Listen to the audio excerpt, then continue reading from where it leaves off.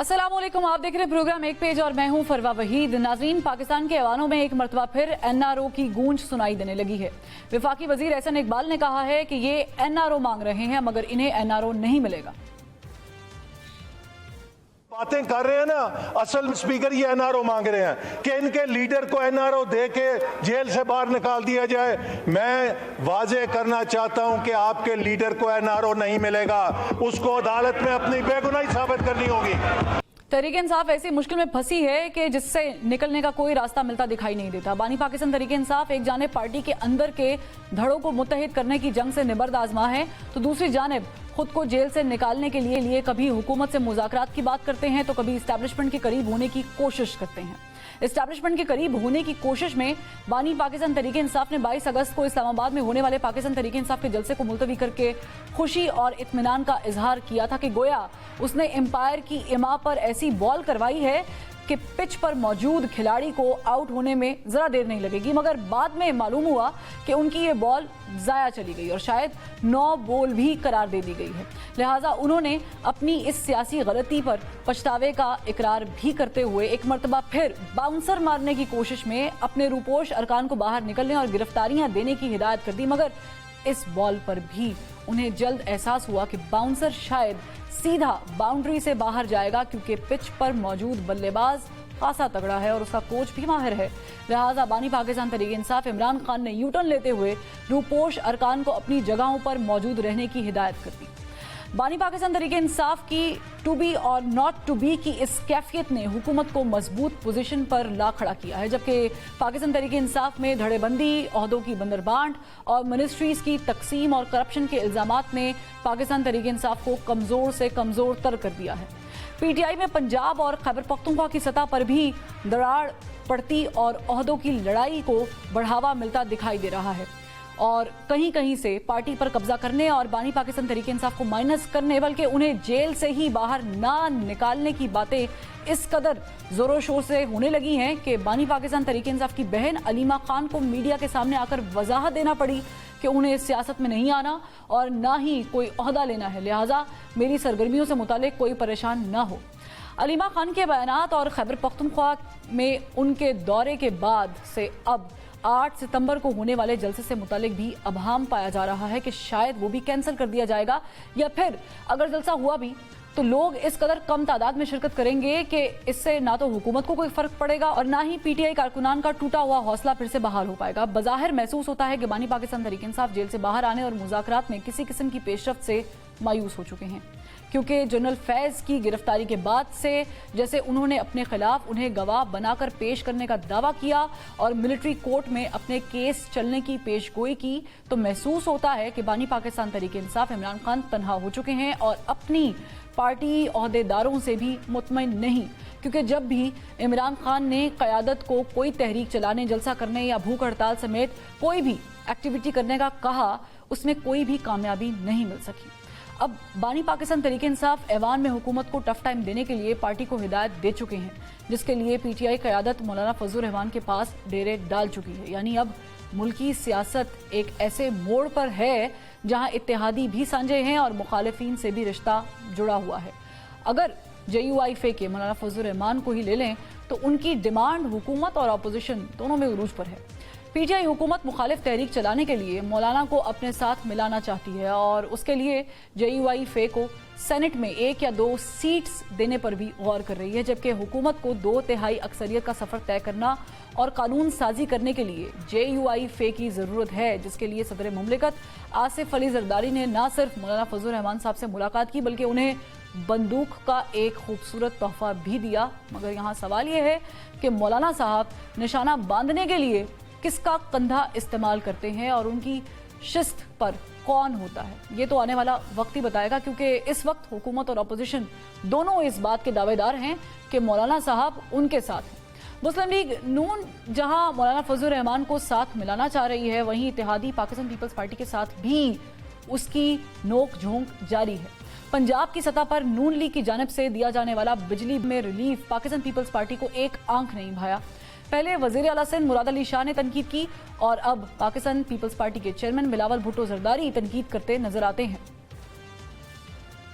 Solutions चाहते हैं। पाकिस्तान के अवाम को 2 महीने के चक्कर में 12 महीनों को तकलीफ मिलता है। मैंने वज़ीर आज़म साहब से भी कहा कि जो मंसूबा ऐलान हुआ है वो तो थोड़ा सा मेरे समझ से बाहर है, मगर मैंने चीफ मिनिस्टर सिंध को कहा है कि जाएं, वफाक के नुमाइंदे से मिले, और अगर आप सुबह सिंध को सस्ती बिजली इस तरीके से पहुंचा सकते हैं तो बाहर में जाए मेरा सोलर आप ऐसे करें।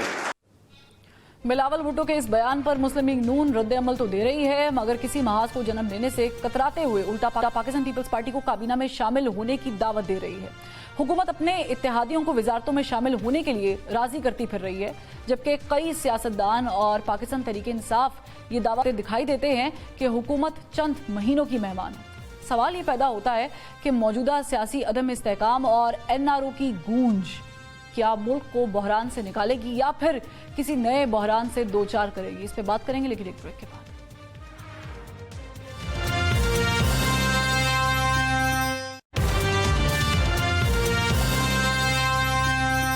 Welcome back. ब्रेक के बाद हमें ज्वाइन किया है पाकिस्तान तहरीक इंसाफ के सीनियर रहनुमा अली मोहम्मद खान साहब ने। खान साहब, बहुत शुक्रिया वक्त निकालने का। मुझे ये बताइएगा कि आज आपने सुना ही होगा, देखा ही होगा कि एहसन इकबाल साहब कह रहे हैं कि NRO मांगा जा रहा है खान साहब की तरफ से, और हमारे कलीग के प्रोग्राम में अभी शाम 7 बजे जो गवर्नर KP के हैं फैसल करीम कुंडी साहब, वो भी यही बात दोहरा रहे हैं कि NRO के लिए मांग की जा रही है। तो NRO मांग रहे हैं खान साहब हुकूमत से? बिस्मिल्लाहिर्रहमानिर्रहीम, अल्लाहुम्मा सल्ली अला मुहम्मदिन व अला आलिहि व अस्हाबिहि वसल्लम। बिल्कुल कोई NRO कोई किसी से नहीं मांग रहा, और इतने सीनियर सियासतदानों से तवक्को ये की जा सकती है, जो कि अबस है, नहीं रखनी चाहिए, लेकिन क्या करें, इंसान खुशफहमी का शिकार हो जाता है कि शायद 40-40 साल इन ऐवानों में गुजारने के बाद हमें इतनी संजीदगी आ गई होगी कि हमें एहसास होगा कि इस वक्त मुल्क में चल क्या रहा है। कटी हुई लाशें, खून लाशें, दहशतगर्दी के मसले, पुलिस वाले ड्यूटी पे नहीं जा सक रहे, ब्यूरोक्रेसी, जाहिर है सबके बच्चे हैं, सबकी फैमिलीज हैं। एक डिप्टी कमिश्नर कितना कोई वो एक चीज ले सकता है अपने पे, या कोई एक असिस्टेंट कमिश्नर, या for that matter deputy DPO और RPO फॉर पुलिस। ये जिस तरह की सूरत हाल है, कच्चे के डाकू तो अगर आप मौजूदा सूरत हाल में देखें वो तो बड़ा मामूली बात अब नजर आती है, जिस तरह बलोचिस्तान में ट्राइबल बेल्ट में हो रहा है। इन हालात में जब इतनी दिगरगू है, लोगों के चेहरों से होप खत्म हो गई है, वो ताजर बरादरी जो कभी दायां हाथ होती थी मियां साहब की सियासत का, मुस्लिम लीग उनका, आज वो सब सरापा एहतजाज है। और कौमी असम्बली में बात क्या हो रही, आज एहसन साहब ने जो स्पीच की है, मैं उधर ही था, यकीन करें I was at least not impressed. और उसके बाद जो दूसरे साहब आए, वो जो है हनीफ अब्बासी साहब, जो गुफ्तगू की है, अफसोस होता है उनकी गुफ्तगू सुन के कि चंद दिन पहले इसी ऐवान में आप खत्म नबूवत स्टैंड ले रहे थे, सब आपकी तारीफ कर रहे थे, आपने खत्म नबूवत पे बात की सल्लल्लाहु अलैहि वसल्लम, जब एक वो मुबारक सानी केस है, और आज आप क्या किस लेवल की बात कर रहे हैं? यानी कि बंदा अपनी गुफ्तगू का ही कोई पास कर लेता है। मेरा हासिल वसूल गुफ्तगू का ये है, देखें इंशाल्लाह इमरान खान साहब रिलीज होंगे, अल्लाह करेगा उनको रिलीफ मिलेगा, अदालत से उनको इंसाफ मिलेगा। लेकिन जो ये लोग लेकिन खान साहब सिचुएशन बड़ी सर्टन होती जा रही है ना। प्रॉब्लम ये है कि इतनी सर्टन हो गई है सिचुएशन कि अब आपके मुखालिफिन भी प्रिडिक्ट कर रहे हैं कि आप लोगों का 8 सितंबर का भी जो जलसा है वो भी नहीं होगा। ये फैसल करीम कुंडी साहब ने कहा है, तो आप लोग तो बहुत प्रिडिक्टेबल हो गए हैं कि अभी आपका यू टर्न आया और अभी आया। आपकी बात सुन के मुझे वो पुरानी कहावत मुस्लिम लीग नून की यकीनी तौर पे मुझे याद आई कि जब ये मुश्किल में होते हैं तो इनके हाथ जो है वो आपके पैरों में होते हैं, घोड़ों गिट्टों पे होते हैं, और जब इनकी सहूलियत हो जाती है, मुश्किल टल जाती है, तो फिर आपकी गिरबान पे हाथ डालते हैं। कुछ दिन पहले इनके मिन्नत तरले जो थे, जो भी सिचुएशन थी, ज्यादा डिटेल में नहीं जाना चाहिए, जो हमारा 22 का जलसा था, और आज इनकी आप इनकी घनघरज आज देखें जो पार्लियामेंट में, और वहाँ उमर यूं सब क्या कह रहे थे। अच्छा, यानी हुकूमत घुटनों पे आई हुई है और आप लोगों के मिन्नतें तरले कर रही है, इतनी खौफजदा है। 22 को क्या सूरत हाल थी, एक जलसा ये लोग बर्दाश्त नहीं कर सकते, कि एक जलसा इनकी सियासत की सारे कस बल निकाल देती है, इतने इनको डर है। आप ये देखें, अभी जो हमारा ये सीट उन्होंने छीनी है, ہمارے کچھ ایک بلال اجاز صاحب تھے اور ایک اور ہماری سیٹ آج گئی ہے ہم سے. انہوں نے یہ نہیں کہ وہ الیکشن کمیشن جس نے ہمارا نشان چھینا, جس نے ہمیں, جس کے آنکھوں کے سامنے ہمارا سارا سب کچھ ہمارے ساتھ ہوا, آپ مجھے بتائیں کون یقین کرے گا کہ الیکشن کے 7 مہینے 6 مہینے بعد وہ بیلٹ پیپر اسٹاپ نہیں ہوں گے. خان صاحب میں یہاں پہ ایک اور چھوٹی سی کلیریفیکیشن لے لوں. ہاں چھوٹی سی کلیریفیکیشن لے لوں. آپ نے جو ابھی بات کہی ہے کہ حکومت اتنی خوفزدہ تھی کہ 22 اگست کا جلسہ برداشت نہیں کر پا رہی تھی, تو آپ نے یہ جو جلسہ منسوخ کیا ہے یہ گورنمنٹ کے کہنے پہ کیا ہے, اس کی کلیریفیکیشن دے دیں. دیکھیں حکومتی وزراء میڈیا پہ آ کے انہوں نے بات کی ہے, حالانکہ ہمارے چیف منسٹر علی امین خان نے بات کی ہے کہ ان کو مقتدرہ کی طرف سے بھی ریکویسٹ آئی تھی, سچویشن سامنے رکھی گئی کہ جناب لیکن وہ تو کہہ رہے ہیں کہ ہمیں اسٹیبلشمنٹ کی طرف سے پیغام ہے, ہم نے تو سازش کا کردار ادا کیا. سن لیجیے نا, سپریم کورٹ میں بڑا اہم کیس تھا, مبارک ثانی کا کیس تھا, ختم نبوت صلی اللہ علیہ وسلم کا ایشو تھا, حفاظت قرآن کا ایشو تھا. میں نے قومی اسمبلی میں وہ ایشو تحریک انصاف کی طرف سے اٹھایا تھا. سپریم کورٹ میں ہمارے وکیل سردار کھوسا موجود تھے, ہمارے ایل آئی صاحبزادہ حامد رضا صاحب تھے, علماء کرام آئے ہوئے تھے, تمام وشاق رسول آئے ہوئے تھے. سپریم کورٹ کے باہر ایک جمگٹا لگا. ان حالات میں سیکیورٹی کی وجہ سے عمران خان صاحب نے فیصلہ کیا, جب ان کے سامنے سچویشن رکھی گئی, بھاری دل سے فیصلہ کیا کہ ٹھیک ہے اگر پاکستان کی سیکیورٹی کے ایشوز ہیں ہم پوسٹپون کر دیتے ہیں. ٹھیک ہے, آپ صرف یہ بھی خان صاحب کلیئر کر دیں, خان صاحب یہ بھی کلیئر کر دیں کہ اسٹیبلشمنٹ کی طرف سے آپ کو جلسے کے لیے نہیں کہا گیا, بند کرنے کے لیے, جلسہ ختم کرنے کے لیے. Is it right? نہیں, ریکویسٹ تو آئی تھی نا, ریکویسٹ تو جو گنڈا پور سے کہتے ہیں ان کو تو ریکویسٹ تو آئی تھی بڑی اوپر سے. اب کتنے اوپر سے آئی تھی وہ تو ان کو پتا ہوگا, لیکن ایک ریکویسٹ تو آئی. جب دیکھیں وہ آدمی تو پشاور سے نہیں نکل رہا تھا, وہ تو عمران خان کے حکم کے انتظار میں تھا, سب کچھ ریڈی تھا. اور یہ جو اوپر سے ریکویسٹ آئی تھی یہ تھرو گورنمنٹ ریپرزینٹیٹیو آئی تھی. میں کوئی وہاں بیٹھ کے مبصر تو نہیں تھا نا کہ جس طرح وہ یونائیٹڈ نیشنز میں مبصر ہوتے ہیں. ہم تو رات کو سو گئے تھے, صبح تو ہم جلسے کی تیاری, اور صبح جو ہے یہ چیز آئی ساتھ کے اعظم سواتی صاحب. یہ دیکھیے اتنا سینئر سٹیزن, سینئر سیاستدان وہ گیا ہے اور ایک بڑا سٹیپ عمران خان صاحب نے لیا. دیکھیں اس فسطائی ماحول میں آسان نہیں ہوتا پوری ملک میں موبلائزیشن کرنا, بڑے اس میں آپ کے وسائل لگتے ہیں, بڑی ایفرٹ لگتی ہے. پورا ملک نکل پڑا تھا. ایک شخص جو 1 سال سے جیل میں ہے, جو مشکلات کا شکار ہے, جو تکالیف کا شکار ہے, اس پہ غلط کیسز ہیں, اور اس کے لیے پوری قوم نکل پڑی. کوئی روکے گا ان کو؟ کوئی سیاستدان روکے گا؟ ہاں اگر کوئی لیڈر ہوگا پھر روکے گا, لیکن یہاں پہ لیڈر رہ کتنے گئے؟ ایک عمران خان ہے, باقی تو جناب سارے ایک ایک ہلکے کے دو اس سے متعلق چھوٹے چھوٹے سوال ہیں خان صاحب. ان کی جان جاتی ہے, کیا ہوگا اسلام آباد میں جلسہ ہوگا, کیا ہو جائے گا؟ ٹھیک خان صاحب, دو چھوٹے چھوٹے سوال ہیں اسی سے متعلق, کیونکہ گفتگو ہم بڑی ڈیٹیل میں کر رہے ہیں. صرف یہ بتا دیں کہ علی امین گنڈا پور صاحب کو جب اوپر سے رابطہ کیا گیا تو پھر وہ خود کیوں نہیں گئے عمران خان صاحب سے ملنے؟ کیا انہوں نے ہی اعظم سواتی صاحب کو آگے کیا اور کہا کہ جا کے کہہ کر آئیں خان صاحب سے ملاقات کریں؟ آگے کیا کیا, یہ کوئی میں پھینک رہے تھے کہ آگے کیا.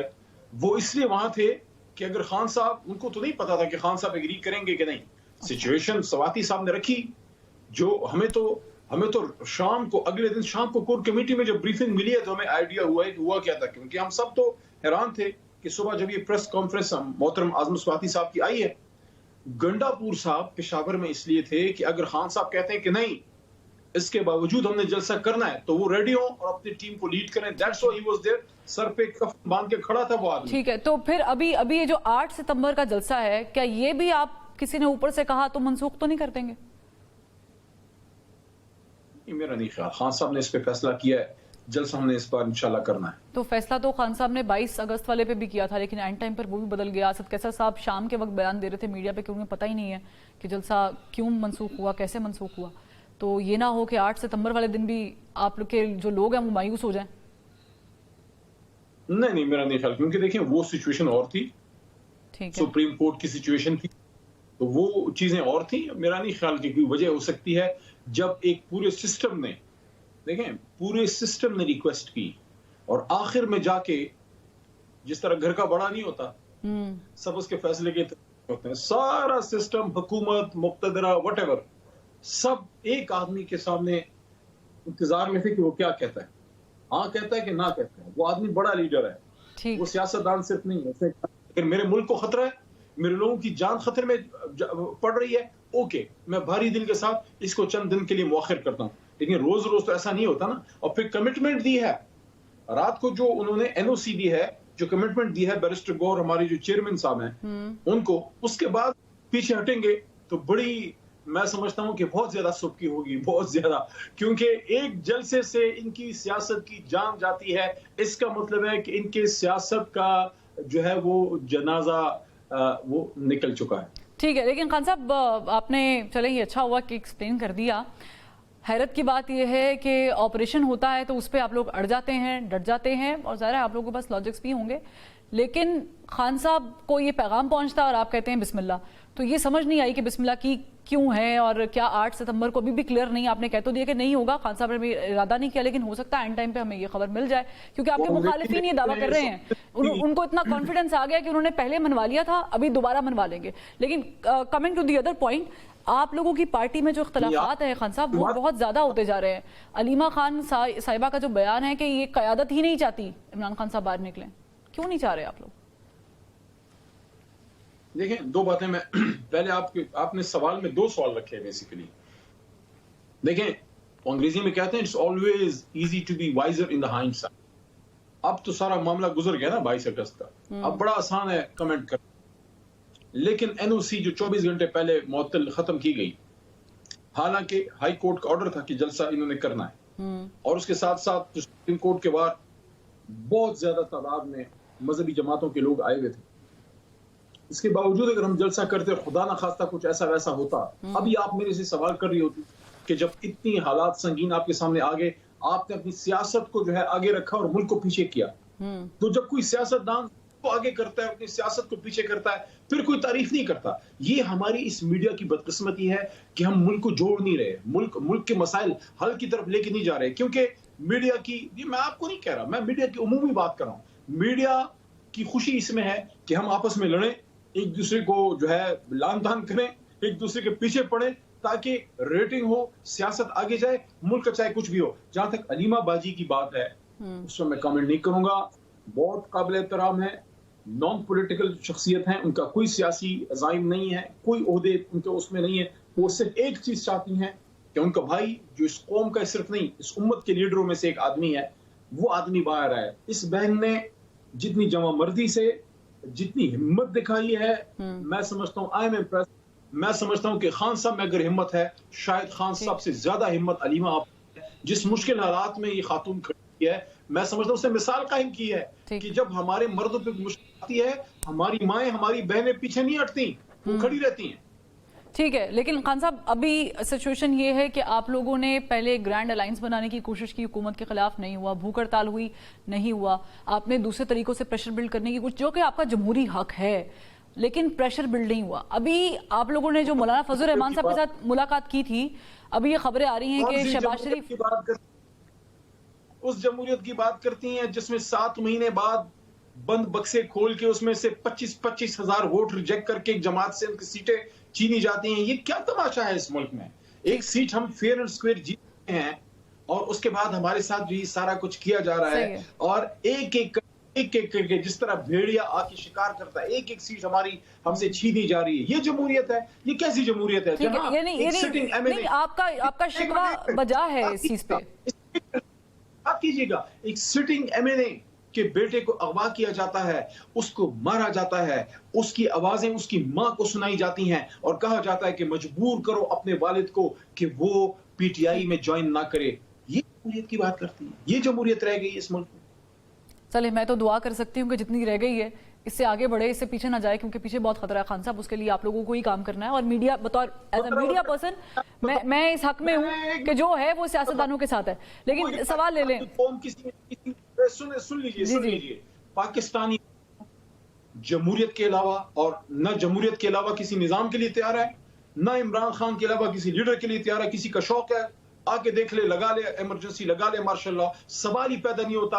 अब वो टाइम नहीं है, ना मार्शल लॉ लग सकता है, ना इमरजेंसी आ सकती है। चलना जमहूरियत से है, लेकिन ऐसी लोली लंगड़ी जमहूरियत से नहीं।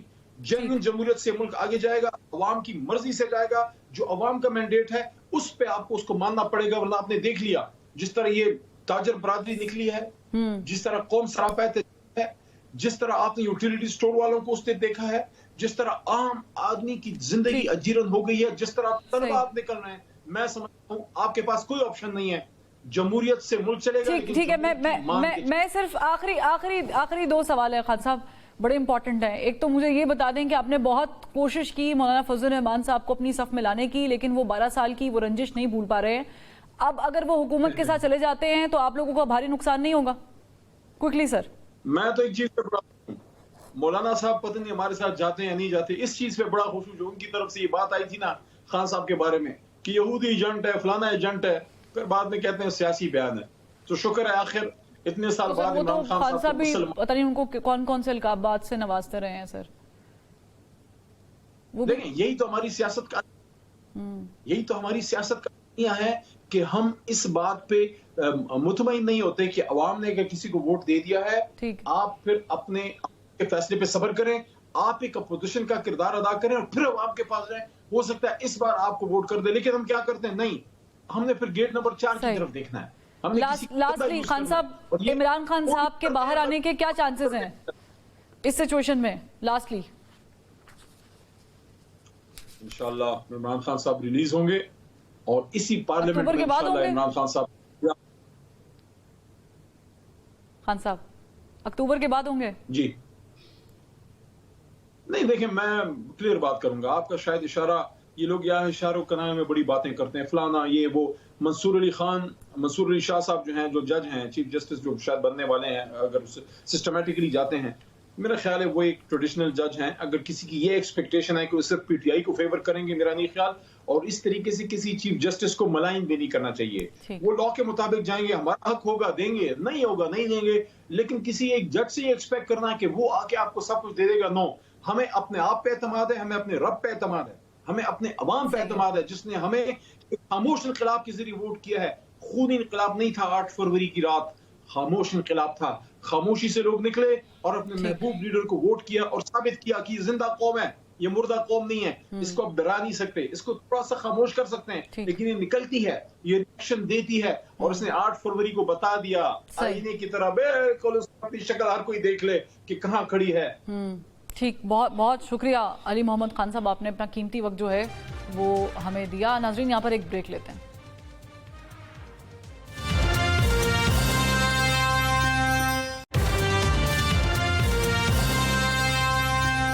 Welcome back. ہمیں جوائن کیا ہے جے یو آئی فیس سے سینیٹر کامران مرتضیٰ صاحب نے. بہت شکریہ کامران مرتضیٰ صاحب, آپ نے وقت نکالا. مجھے یہ بتائیے گا کہ اس وقت مولانا فضل الرحمان سینٹر آف اٹینشن بھی بنے ہوئے ہیں اور انٹرسٹ بھی بنے ہوئے ہیں, تو آپ لوگوں نے کیا ڈیسائیڈ کیا ہے؟ پچ کی دونوں طرف کھیلنا ہے یا کوئی ڈیسیژن لے لیا ہے؟ نہیں, ہم ایشو ٹو ایشو چل رہے ہیں سب کے ساتھ. ایشو ٹو ایشو جو ہے نا, ہم نے پی ٹی آئی کے ساتھ بھی جو ہے نا وہ آگے بڑھنے کا فیصلہ کیا ہے. اور اگر جو ہے کہیں پہ گورنمنٹ کے ساتھ کہیں ایسی بات ہوئی کہ ہماری جو ہے نا کوئی ایسی کامن چیزیں آ گئیں تو ہم وہ بھی کر سکتے ہیں, مگر ابھی تک کوئی ایسا فیصلہ گورنمنٹ کے حوالے سے نہیں ہوا. وہ اس کی وجہ ہے کہ پارٹی ایز اے ہول جو ہے, پارٹی کی شورا اور عملہ جو ہے وہ دونوں ایز اے ہول ڈیسائیڈ کر چکے ہیں کہ گورنمنٹ کے ساتھ نہیں چلنا. مگر کسی ایسے مسئلے پہ یقیناً تعاون ہو سکتا ہے جو پاکستان کے مفاد میں ہو یا پاکستان کے کسی صوبے کے مفاد میں ہو. وہ معاملہ تعاون کی حد تک وہ آگے بڑھ سکتا ہے, مگر ادروائز جو ہے نا وہ جماعتی اداروں کی پابندی ہے کہ گورنمنٹ کے ساتھ آگے نہ بڑھا. لیکن ویسے تو ظاہر ہے کہ آصف علی زرداری صاحب کو مفاہمت کا بادشاہ کہا جاتا ہے, ان کی جماعت کہتی ہے, اور انہوں نے بھی ملاقات کر لی ہے. پھر جو پرائم منسٹر صاحب ہیں شہباز شریف صاحب, ان کی بھی ملاقات ہوئی ہے. تو ایسا لگ رہا ہے جیسے مولانا فضل الرحمان صاحب حکومت کی صفوں میں کھڑے ہونے کے لیے اپنے سپاہیوں کو تیار کر رہے ہیں. میں بھی ان کا ایک سپاہی ہوں, مجھے تو نہیں کہا, آپ کو کہا ہوگا. اچھا, تو آپ لوگوں میں ابھی ڈیسیژن میکنگ نہیں ہوئی ہے کہ ہم نے کس طرف جانا ہے. اچھا, ویسے بائی دا وے سینیٹر صاحب, پاکستان تحریک انصاف بھی تو آپ کو آپشن دے رہی ہے کہ ہم بھی آپ کے 1-2 سینیٹرز میں ہیلپ کر سکتے ہیں. نہیں, یہ ایسی کوئی بات نہیں ہے. میری آج بھی شبلی صاحب سے فراز ہوئی ہے, شبلی فراز صاحب سے بات ہوئی ہے. وہ ایکسکیوز کر رہے تھے کہ ان کے کسی دوست نے, کسی ساتھی نے ایسی بات کی ہے, اور میرے ساتھ ذاتی طور پہ ان کی بات ہوئی ہے کہ یہ ایسی کوئی بات نہیں ہے. اور مطلب اس بات میں ہمیں افسوس ہے کہ کسی دوست نے ان کے اس طرح کی بات کر دی ہے. تو اگر کسی دوست نے ان کی ایسی بات کر دی ہے، سورس تو پتا ہے نا کہ میں نے بات کی ہے، کسی اور ساتھی نے بات کی ہے ان سے کہ ہم کو 2 سیٹیں 4 سیٹیں جو ہے نا وہ سینیٹر چاہیے. خدا نہ خواستہ ایسی بات نہیں ہوئی ہے. ایسی خام خواہ جو ہے الزامات سے گریز کرنا چاہیے جس دوست نے بھی کیا ہے. لیکن اگر میں آپ کی پرسنل رائے پوچھوں، کیونکہ آپ ایک جماعت کو ریپرزینٹ کر رہے ہیں جن کا ہم ذکر کر رہے ہیں، تو کیا آپ لوگوں کے لیے یہ سوٹیبل ہوگا کہ گورنمنٹ جو چل رہی ہے اس کے ساتھ کھڑے ہو جائیں، یا پھر جو آپ لوگوں کا بیانیہ ہے فارم 47 والا اس کی وجہ سے پی ٹی آئی کے ساتھ جائیں؟ دیکھیے میں جماعت کا ایک فرد ہوں، اور ہمارے یہاں جو ہے نا وہ ڈیسیجن جو لیتے ہیں وہ ہمارے ادارے لیتے ہیں. اس میں مجلس عاملہ بھی ہے ہماری اور ہماری شورا بھی ہے. شورا کا تو میں ممبر ہوں، عاملہ میں بیٹھتا ہوں مگر اس کا جو ہے دستوری ممبر نہیں ہوں. میں آپ آبزرور سمجھ لیجیے مجھے بیٹھنے کی اجازت ہے، یا ایک لیگل رائٹ پہ جب کچھ معاملات ہوتے ہیں تو اس وجہ سے میں بیٹھتا ہوں. مگر رائے میری لی جا سکتی بھی ہے اور نہیں لی جا سکتی بھی. تو ڈیسیجن میکنگ میں اس طرح سے ایسا نہیں ہوں. جس وقت میں اپنی ذاتی رائے تو ممکن ہے دے سکوں، مگر پارٹی کی رائے کے تابع ہوگی میری ذاتی رائے بھی. تو بہتر یہ ہے کہ پارٹی کی رائے کو آنے دیجیے. ٹھیک ہے، لیکن یہ جو آپ لوگوں کا بھی مطالبہ تھا، مولانا فضل الرحمان صاحب نے بھی بڑا ایک سخت قسم کا فرم سٹانس لیا تھا کہ اسٹیبلشمنٹ کی انوالومنٹ سیاست میں نہیں ہونی چاہیے، بالخصوص 8 فروری کے الیکشن کے بعد. تو ابھی بھی کیا آپ لوگ اس سٹانس پہ برقرار ہیں، قائم ہے؟ آپ دیکھ لیجیے سینیٹ میں آج کا بھی دیکھ لیجیے، ہمارا جو جس طرح سے ہم جو بات کر رہے تھے، یا جس دن سینٹ شروع ہوا اس دن کا بھی دیکھ لیجیے گا. تو پھر اس سے آپ کو ہمارا جو ہے نا سمت کی تعین ہو جائے گا کہ ہم گورنمنٹ کے ساتھ چل رہے ہیں یا گورنمنٹ کے اگینسٹ چل رہے ہیں. ٹھیک. اچھا، میں سینیٹر صاحب آپ سے یہ بھی پوچھنا چاہوں گی کہ یہ دعویٰ کیا جا رہا ہے کہ یہ گورنمنٹ 2 مہینے کی ہے، پی ٹی آئی بھی یہ دعویٰ کر رہی ہے کہ بس یہ آج گئی کل گئی، 2 مہینوں کی ہے، پروبیبلی اکتوبر از ڈیڈ لائن. آپ لوگ 2 مہینے سے پہلے فیصلہ کر لیں گے یا آپ بھی 2 مہینے کا ویٹ کر رہے ہیں؟ نہیں، ہم دیکھیے پی ٹی آئی کے ساتھ تو ہماری بات چل رہی ہے نا، ریگولر بات چل رہی ہے. پی ٹی آئی کو ہم نے واضح طور پہ بتا دیا کہ پھر وقت جو ہے نا ہم نے اگر احتجاج کرنا تھا تو ہم اپنے پلیٹ فارم سے کریں گے، آپ کے ساتھ مل کے نہیں کریں گے. مگر ہم آپ کے ساتھ ایشو ٹو ایشو جو ہے نا وہ ہم آگے بڑھنے کے لیے تیار ہیں. اور وہ ایشو ٹو ایشو کیا ہے؟ وہ لیجسلیشن ہے. لیجسلیشن کی حد تک جو ہے نا ہم آپ کے ساتھ تعاون کر بھی سکتے ہیں اور تعاون نہیں کر سکتے ہیں. صرف ہماری آپ کے ساتھ ایک کمٹمنٹ جو ہے وہ یہ کہ تعاون یا نہ تعاون جس ایشو پہ ہم نے کرنا ہوگا وہ ہم کو آپ دیں گے تو ہم اپنی پارٹی سے پوچھ کے بتا دیں گے کہ اس ایشو پہ ہم نے آپ کے ساتھ آگے بڑھنا ہے یا نہیں بڑھنا. تو گورنمنٹ کے ساتھ ہمارا کوئی ایسا وہ نہیں ہے. گورنمنٹ کے معاملات میں جو ہے وہ قدرن ہے، وہ جماعتی اداروں نے جو ہے نا وہ ہم پہ جو ہے نا وہ ایک قدرن لگایا ہوا ہے کہ آپ جو ہے نا وہ نہیں بڑھے. تو وہ قدرن جو ہے وہ جماعتی ادارے ہی ختم کر سکتے ہیں. کوئی ایک جو ہے نا وہ تنہا نہیں اس کو ختم کر سکتا. صحیح ہے. یعنی ان شارٹ یہ کہ لڈو تو آپ لوگ کھائیں گے، اب دیکھنا یہ ہے کہ اپوزیشن کے ہاتھوں سے کھاتے ہیں یا حکومت کے ہاتھوں سے کھاتے ہیں، اس کا انتظار ہم بھی کر رہے ہیں سینیٹر صاحب. لیکن ایک بڑا اہم ایشو ہے جو آپ کے ساتھ ڈسکس کرنے والا ہے، وہ یہ ہے کہ جو بلوچستان میں ہوا ہے، جو لاسٹ سنڈے کو خون ریزی ہوئی ہے اور جس طریقے سے سویلینز جو ہیں ان کو ٹارگٹ کیا گیا اور ایک عرصے سے بلوچستان جو ہے وہ ٹارگٹ ہو رہا ہے، اس پر گورنمنٹ کہتی تو بہت کچھ ہے، ریپرزنٹیشن بھی ہوتی ہے بلوچستان کی طرف سے، لیکن کوئی خاص وے آؤٹ نہیں نکلتا ہے. دیکھیے گورنمنٹ بیچاری معذور ہے، وہ جو کہتی ہے وہ کر نہیں سکتی اور جو کرتی ہے وہ کہہ نہیں سکتی. کیا کرتی ہے جو کہہ نہیں سکتی اور جو کہتی ہے وہ کر نہیں سکتی؟ یہ تھوڑا سا ایکسپلین کر دیجیے گا. اس کو اسی طرح سے رہنے دیجیے، اتنا ہی رہنے دیجیے. جو کہتی ہے وہ کر نہیں سکتی اور جو کرتی ہے وہ کہہ نہیں سکتی ہے. بات بڑی آسان ہے. اس بات کی، اس واقعے کی جو 25 اور 26 کو جو لوگوں کو اتار کے مارا گیا اس کی تو سب مذمت کرتے ہیں، اس میں کوئی دو رائے نہیں ہے. اس کی مذمت ہر شخص کرتا ہے، ہر ذی روح کرتا ہے، ہر انسان کرتا ہے. رہ گئی بات اس سے آگے کی کہ اصل معاملہ کیا ہے. اصل معاملہ جو ہے وہ گورنمنٹ شاید سلجھانا نہیں چاہتی ہے، یا گورنمنٹ کے پیچھے جو طاقتور لوگ ہیں وہ اس کو سلجھانا نہیں چاہتی ہے، یا ان میں وہ صلاحیت ہی نہیں ہے کہ اس معاملے کو سلجھا پائیں. یہ 77 سال کا پرانا جو ہے نا یہ معاملہ ہے، اور ہر روز جو ہے نا کسی طرح سے آپ وہ ڈنگ ٹپا لیتے ہیں، پھر اس کے بعد پھر بھول جاتے ہیں اس معاملے کو. تو وہ اگر ڈنگ ٹپانے سے معاملہ آگے بڑھیں گے اور اگر واقعی جو ہے نا وہ آپ میں اتنی جو ہے نا کمٹمنٹ ہے معاملے کو سلجھانا چاہیں تو یہ سلجھ بھی سکتا ہے، مگر یہ سلجھنے کے لیے شاید بہت زیادہ وقت اب ہمارے پاس نہیں رہ گیا. اب وقت جو ہے نا وہ کم ہوتا جا رہا ہے. بالکل، اور اس کو سلجھانے میں ہی پاکستان کی بہتری ہے. بہت شکریہ سینیٹر صاحب، آپ نے وقت نکالا. ناظرین یہاں پر ایک بریک لیتے ہیں.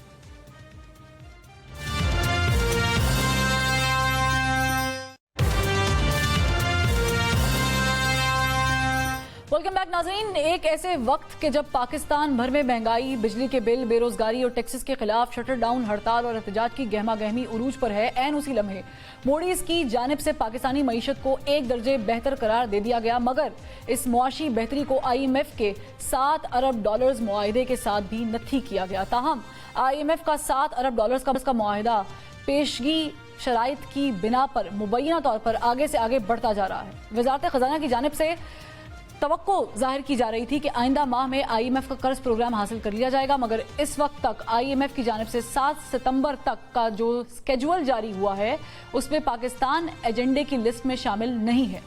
IMF کی شرائط میں پاکستان کے لیے $12 ارب کا قرض رول اوور کرانے کی شرط بھی شامل ہے، جس میں پاکستان کو اب تک مبینہ طور پر کامیابی ملتی دکھائی نہیں دیتی. تاہم حکام قرض رول اوور کرانے کی کوششوں میں لگے ہوئے ہیں.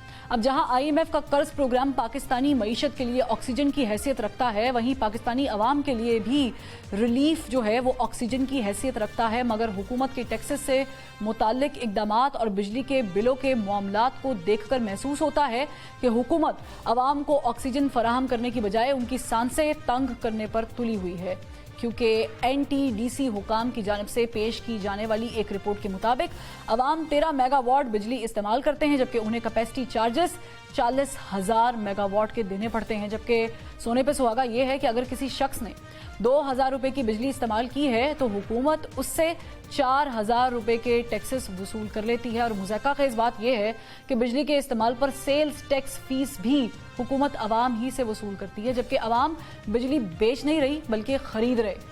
حکومت اتنے زیادہ ٹیکسز اور بھاری بل وصول کرنے کے باوجود غریب ہے اور عوام کا بھی تیل نکل رہا ہے. تو ایسے میں سوال یہ پیدا ہوتا ہے کہ بجلی کے یہ بل اور بھاری ٹیکسز جا کہاں رہے ہیں. تو ایک رپورٹ میں انکشاف ہوا ہے کہ بجلی پیدا کرنے والی کمپنیز یعنی IPPs وہ جونکیں ہیں جو حکومت اور عوام دونوں کو چمٹی ہوئی ہیں اور ان کا خون چوس رہی ہیں. گزشتہ 3 دہائیوں میں IPPs نے اربوں روپے عوام کی جیب سے نکالے ہیں. اور حیرت کی بات یہ بھی ہے کہ IPPs کے ساتھ کیے گئے حکومتی کانٹریکٹ کے مطابق ان سے آسانی سے جان چھڑوائی نہیں جا سکتی. لہٰذا اب گورنمنٹ کے پاس ملکی معیشت بچانے کا واحد حل پرائیویٹائزیشن بچا تھا، اور حکومت نے فوری طور پر ایک کمیٹی بنائی جو یہ بتائے گی کہ حکومت کے کون سے ادارے خسارے میں ہیں اور ان کے ساتھ کیا سلوک کیا جا سکتا ہے. کمیٹی بن گئی، کمیٹی کی رپورٹ بھی منظر عام پر آ گئی، مگر اصل نتیجہ یہ نکلا کہ کھایا پیا کچھ نہیں، گلاس توڑا 12 آنے. یعنی خسارے کا شکار ادارے پرائیویٹائز تو حکومت نہ کر سکی، مگر جو کمیٹی بنائی گئی تھی انہیں 2 ارب روپے کی ادائیگی حکومت کو ہی کرنا پڑے گی. یوں وینٹیلیٹر پر پڑی ملکی معیشت کہ جس سے 2 ارب آکسیجن کا مزید ذخیرہ بھی نکل گیا، اور اب قرض لینے یا پھر رول اوور کرانے پر ملکی معیشت کی گاڑی ہچکولے کھاتی نظر آ رہی ہے. اب ایسے میں ہونا تو یہ چاہیے تھا کہ کفایت شاری کی مہم چلائی جاتی، وزراء اور مشیروں کی فوج ظفر موج کم کی جاتی، مہنگے ٹینڈر ختم کیے جاتے، ایوانوں اور رہائشی محلات کی تزئین و آرائش پر پابندی عائد کر دی جاتی، اجلاسوں اور میٹنگز اور کمیٹیوں کی حاضری پر دی جانے والی مراد اور اخراجات پر بھی پابندی عائد کر دی جاتی. مگر ہوا اس سے بالکل برعکس.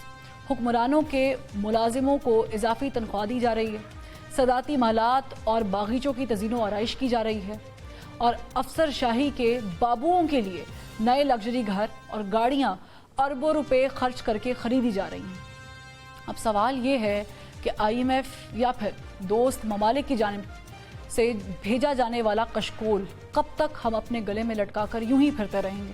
مہنگی بجلی اور توانائی کے بحران اور بیجا ٹیکسز کی بھرمار بند ہوتی انڈسٹری کی بحالی اور بیرونی سرمایہ کاری کے لیے کیے جانے والے اقدامات ناکام ہونے کے اسباب کا حل کب اور کیسے نکالا جائے گا؟ اور سب سے بڑھ کر یہ کہ یہ ملکی معیشت کی بہتری میں کوئی چانس بھی ہے یا پھر معیشت کے وجود کو لگی بیماری ناقابل علاج قرار دی جانے کے قریب پہنچ چکی ہے؟ اصل کہانی کیا ہے، اس پہ بات کریں گے. ہمارے ساتھ موجود ہیں اکانومسٹ खाकान नजीब साहब। बहुत शुक्रिया खाकान साहब, आपने वक्त निकाला।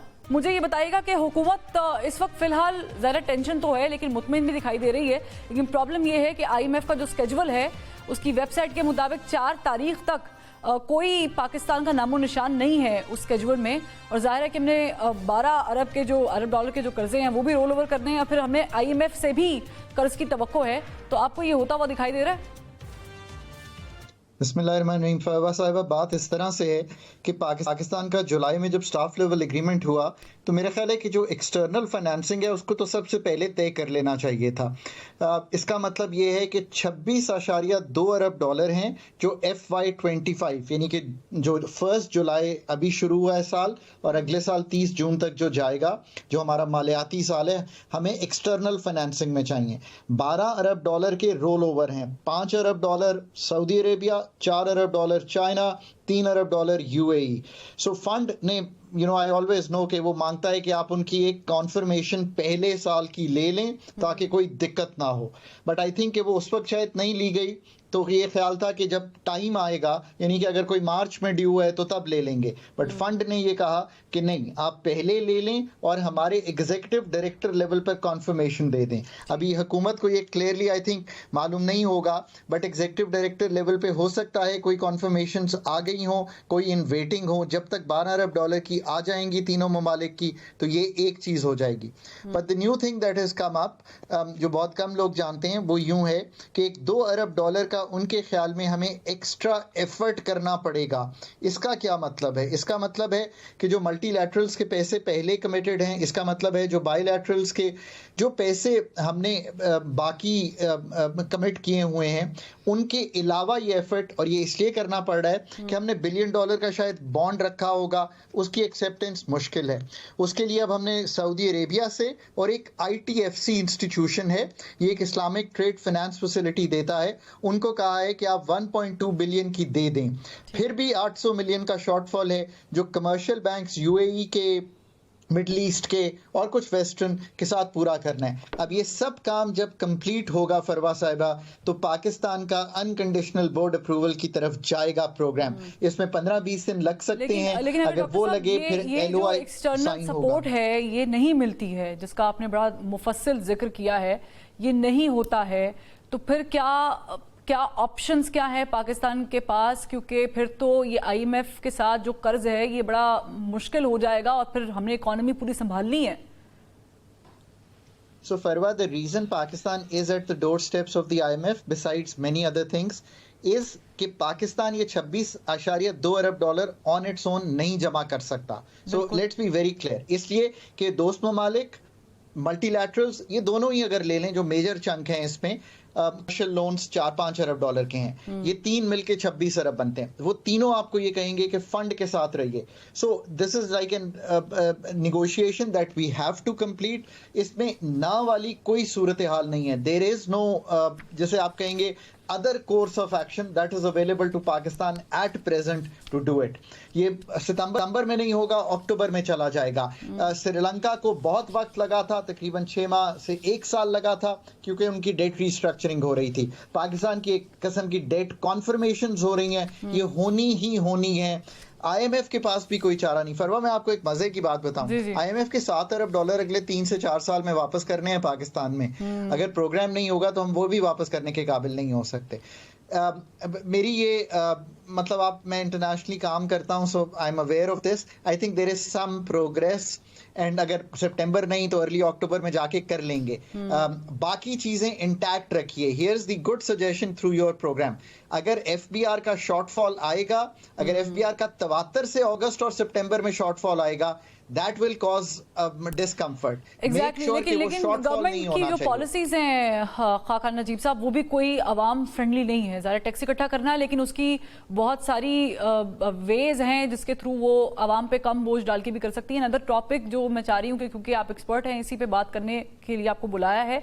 ये जो मोडीज की रिपोर्ट आई है, उन्होंने इसको मशरूत किया है, जो कि कर्ज है मिलने के बाद रैंकिंग बेहतर होने की, ज़ाहिर है कि ये बनेगी। लेकिन ये जो आवाम के साथ हो रहा है, हम बिजली की मद में जो कैपेसिटी चार्जेस जो IPP का हाथी हमारे सर पे है, इस वक्त बोझ बना हुआ है, ये कैसे हैंडल कर रहे हैं? آپ نے 3 باتیں سامنے رکھی ہیں, تینوں پہ ہمیں پورا پروگرام کرنا پڑے گا. نمبر 1 آپ نے کہا کہ جو ٹیکسز کا بوجھ ہے اس کو کیسے حل کیا جائے. پہلی بات یہ کہ جب ہم نے بجٹ کو اپروچ کیا تھا, جب ہم نے IMF کے ساتھ نیگوشیٹ کیا تھا, تو ہمیں ایکسپینڈیچر سائیڈ کی طرف سے نیگوشیٹ کرنا چاہیے تھا. مطلب کیا ہے, ہم نے 24% اپنا جو کرنٹ ایکسپینڈیچر ہے اس کو بڑھا دیا, ہمیں یہ نہیں کرنا چاہیے تھا. نمبر 2, ہم نے اپنا 700 ارب کا جو خرچ کرنے جا رہے ہیں اپنا ڈیولپمنٹ بجٹ لاسٹ ایئر, اس کو بڑھا کے 1400 ارب یعنی کہ دگنا کر دیا. یہ بھی نہیں کرنا چاہیے تھا. اگر آپ ان دونوں مد میں پیسے بچاتے تو جیسے آپ کہہ رہی ہیں جو ٹیکسز کی مد میں نئے ٹیکس 1800 ارب لگانے پڑے ہیں, میرا خیال ہے 800 ارب کم لگانے پڑتے. سو ہیئرز 1 پوائنٹ. چلیں اب بھی وقت نہیں ختم ہوا. آن گوئنگ ایکسپینڈیچر وہ کہہ رہے ہیں ایک کمیٹی ہے, کچھ ڈویژنس کو کم کر رہے ہیں.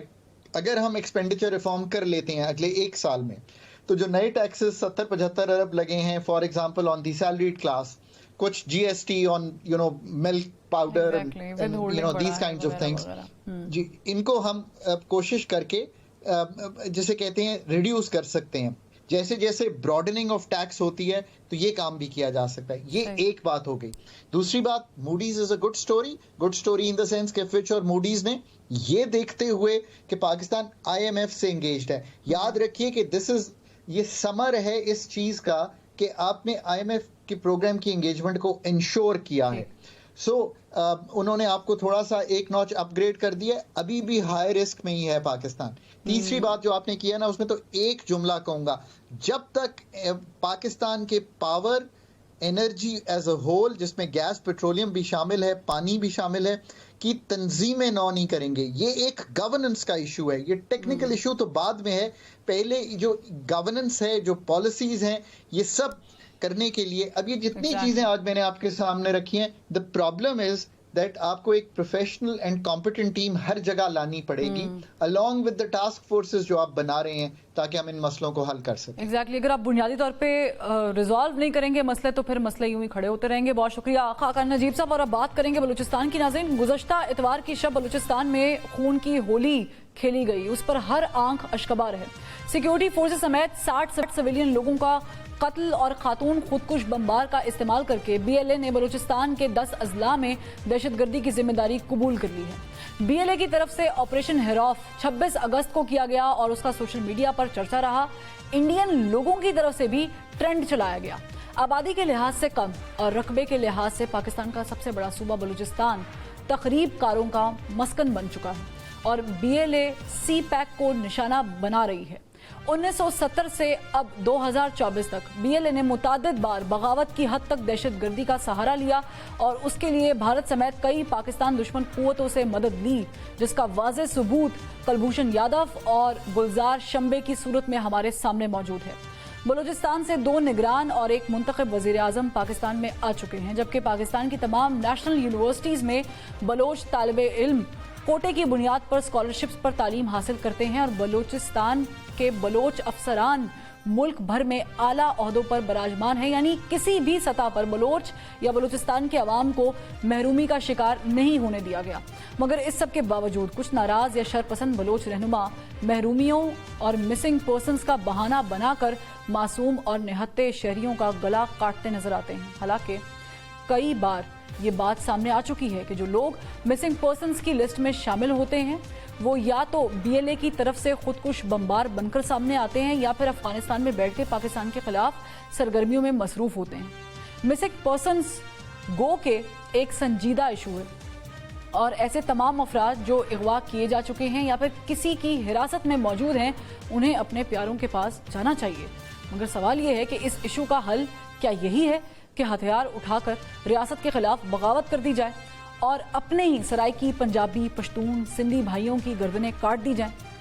1970 میں پہاڑوں پر جانے کے بعد سے اب تک BLA سمیت کئی قلعدم تنظیموں نے ریاست کے خلاف ہتھیار اٹھائے اور سیکیورٹی فورسز کو نشانہ بنانے کے ساتھ ساتھ چینی انجینئرز, اساتذہ اور پنجاب کے مزدوروں, حجام اور کاروباری افراد کا قتل عام بھی کیا.